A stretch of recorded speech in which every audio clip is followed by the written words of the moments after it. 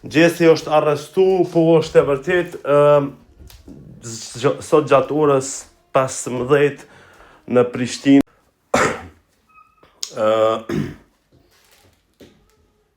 në rrugën ku kemare, rruga dikum, apo në rrugën Mehmet Isai është arrestu Gjesti, i cili me vete ka pas një armë edhe prokurori ka vendosur me dërgu në mbajtje për 48 orë e ardhshme.